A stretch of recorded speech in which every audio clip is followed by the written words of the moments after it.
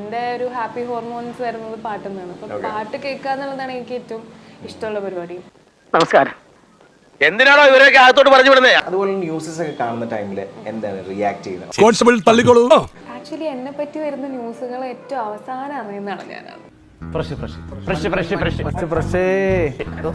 ഞാനിപ്പോ എന്നെ ഇൻസ്റ്റഗ്രാമിൽ കയറുന്നു, ഒരു ഫോട്ടോ പോസ്റ്റ് ചെയ്യുന്നു, പോകുന്നു. അതിന്റെ ബാക്കിൽ പിന്നെ നടക്കുന്ന റിപ്പർക്കഷൻസ് ഒന്നും ഞാൻ അറിയുന്നില്ല.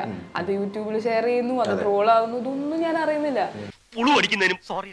നമ്മൾ മാസ്ക് വെച്ച് പോയാൽ കൂടെ നമ്മുടെ അടുത്ത് വന്നിട്ട്, ഇപ്പൊ എന്റെ അടുത്ത് വന്നിട്ട് പ്രിയ വാര്യരല്ലേ എന്ന് ചോദിച്ചു കഴിഞ്ഞാൽ ഞാൻ ഒന്നിങ്ങനെ പതുങ്ങും.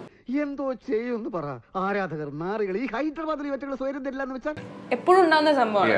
ഫസ്റ്റ് ഒന്ന് ചോദിക്കുന്ന പ്രിയ വാര്യരാണോ അല്ലേ എങ്ങനെയാണ് ചോദിക്കുക. അപ്പൊ ഞാൻ പറയുന്നത് നിങ്ങൾ തീരുമാനിക്കാണോ അല്ലേ എന്ന്.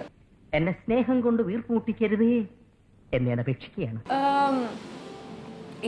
ഇവിടെ നടക്കുന്നത് പോട്ടെ, റഷ്യയിലും മസ്കറ്റിലൊക്കെ പോയ സമയത്ത് നീ എന്ത് പറഞ്ഞാലും എന്തിനാണ് അമേരിക്ക പോകുന്നത്? ഒരു ഗ്രൂപ്പ് പഞ്ചാബീസാന്ന് തോന്നുന്നു.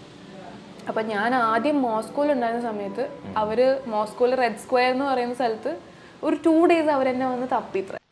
ആത്മപ്രശംസ എനിക്ക് തീരെ ഇഷ്ടമല്ല, എങ്കിലും ഒരു സത്യം കൂടെ ഞാൻ പറയാം. അത് കഴിഞ്ഞ് അവര് എന്റെയും ഷാരന്റെയും അവരുടെ ഒക്കെ സ്റ്റോറീസ് ഫോളോ ചെയ്ത് ഫ്ലൈറ്റ് പിടിച്ച് അവർ സെന്റ് പീറ്റേഴ്സ്ബർഗിലേക്ക് വന്നു. എന്നിട്ട് ഫ്ലൈറ്റ് പിടിച്ച് അവർ സെന്റ് പീറ്റേഴ്സ്ബർഗിലേക്ക് വന്നു. ഞങ്ങൾ അങ്ങോട്ട് പോയത്. ഒരാളെ തോൽപ്പിക്കാൻ വേണ്ടി ഇങ്ങനെ കല്ല് വെച്ചോണ്ടാ പറയുന്നത് ദിവസം. എത്ര പേര്? ഒരു 4 പേരുണ്ടായിരുന്നു. ഫ്രണ്ട്സിന്റെ സ്റ്റോറി കണ്ടിട്ട് ആണ്. എന്നിട്ട് ഞങ്ങൾ ഫ്ലൈറ്റ് പിടിച്ച് ഇങ്ങോട്ട് വന്നതാണ് ഒരു ഫോട്ടോന് വേണ്ടിയിട്ട്.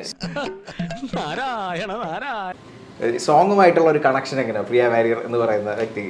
ആക്ച്വലി പാട്ടില്ലാത്തൊരു ദിവസമല്ലേ എനിക്ക്.